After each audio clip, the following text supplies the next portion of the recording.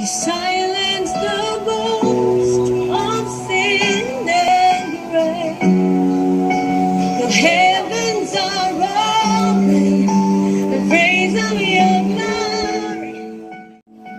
He silenced the boast of sin and grave. The heavens are open, the praise of your glory. He silenced the boast of sin and grave. The heavens are open. Happy Unity ka! The praise of your glory. He silenced the boast of sin and grave. The heavens are open. The praise of your glory. He silenced the boast of sin and grave. The heavens are open, the praise of your glory. He silenced the boast of sin and right now. Hi, guys. God loves you because you are His child.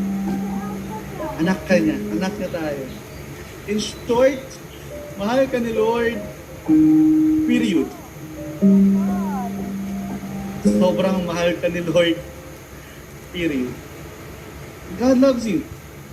And sometimes, to be honest guys, it's hard to embrace that fact that God loves us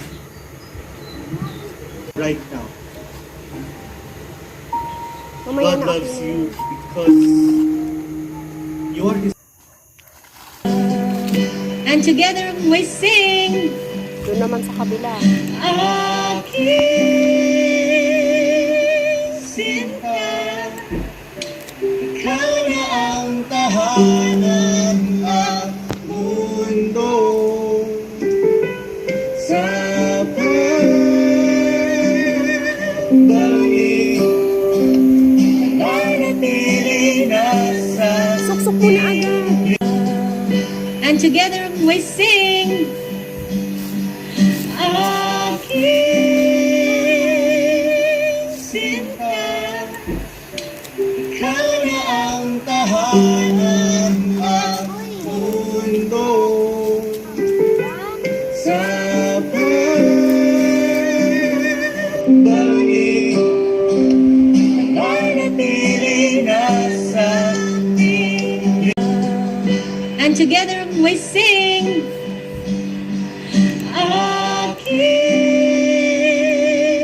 Happy Unity ka! ikaw na ang tahanan at mundo sa Mangga. pagbangi nanatili na sa And together we sing. Move back. Move back. Okay na. ikaw na ang tahanan at mundo sa pagbangi nanatili. He silenced the boast of sin and grave. The heavens are open, the praise of your glory. He silenced the boast of sin and grave.